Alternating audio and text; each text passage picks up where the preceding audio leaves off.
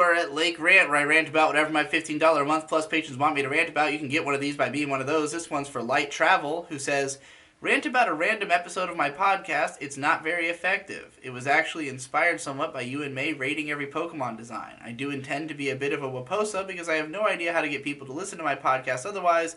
This is how I marketed. So, alright. I gave a shot to the latest episode of this podcast. And basically the conceit of it is that they take 3 Pokemon and they rank them against each other on the basis of their designs. They go really in depth at analyzing the designs. The thing about this show, first of all, I'll tell you, you've got good microphones, good camera and mic setup, good editing. The presentation is solid. The problem is, first of all, way too low energy. The show is very much just kind of like a dry, mumbling, slow kind of conversation, but mostly it's one guy talking, and it just doesn't have any energy at all. It is just boring to listen to because it's so, like, monotonous. You need, like, gotta cut down on the silences, gotta get the energy going, be passionate about the discussion. And then there's the other element, which is it's kind of a little too much adults bitching about Pokemon for my taste. Like, the episode I watched was, they were talking about the Sword and Shield build-up, how one of them had canceled their pre-order of the game and was really upset about the whole National Dex issue. Personally, I don't give a shit, because the way I see it, I think that as adults, it's easy for us to look at Pokemon and have all these criticisms and ideas about, how we think it should be done, what would make the most sense.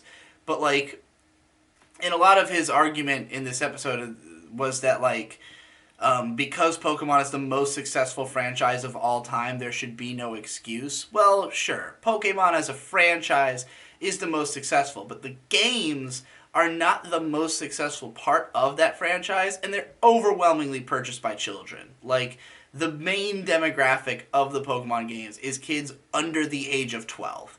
So, there's not really much reason for them to consider what the older audience cares about. This idea of, carrying over your Pokemon from game to game. Most of the kids who are going to buy this game have never played one of them before. Or if they have, it was just, the most recent one.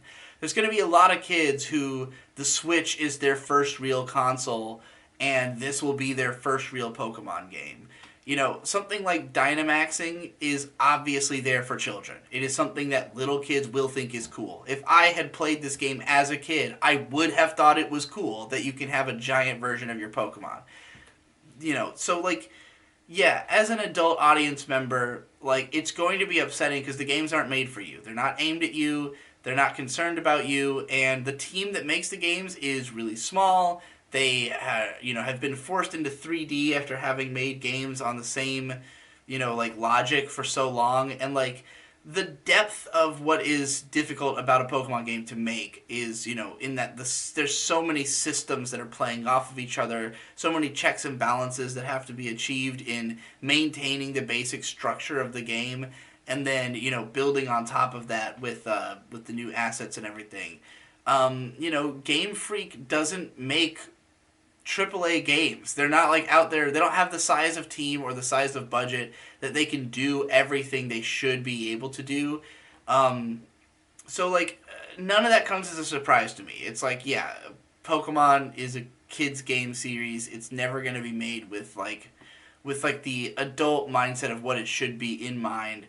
And that doesn't bother me because that's how I see Pokemon as. So when we get too much into the nitty-gritty of, complaining about Pokemon, it loses me. Including, when it comes to the designs. I didn't watch this whole episode. I skipped around. But, when they were talking about Zapdos, they're like, it's really weird the way, his wings connect to his body. I can't quite determine it. And it's I don't really want to logic my way through a Pokemon design, May and I did that series, and part of it was that we did not spend very long on each Pokemon. It was just kind of 30 seconds to a minute, basic impressions. here's what I like, here's what I don't like, here's, what I would rate it. Let's move on.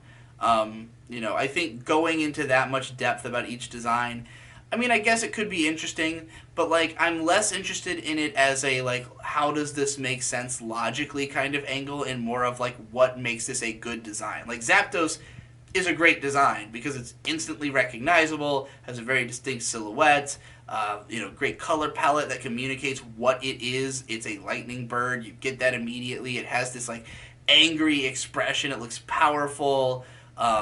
It's a very memorable Pokemon. You would not forget what a Zapdos looks like. So like, that's my review of a Zapdos' design. Like going any more in depth than that, unless you're gonna like start bringing art theory in somehow, not that interesting to me. So, I think that there is the makings of the ability to have a good Pokemon podcast, because you guys, at least you seem to care a lot about Pokemon and want to talk about it. I don't know if this is the most interesting way to do it. I don't know if, like, you can really hold an audience's attention without bringing the energy more. Also, I thought it was really funny that you guys already have a Patreon set up when you're getting, like, less than 100 views per video. Might want to, like, get the audience there first before you open the Patreon, but that's just my opinion. But yeah, I mean, good luck. You have this video now to draw people to it, so if you're watching this and you're curious about this podcast that goes ludicrously in depth on analyzing each Pokemon's design, go ahead and give it a shot.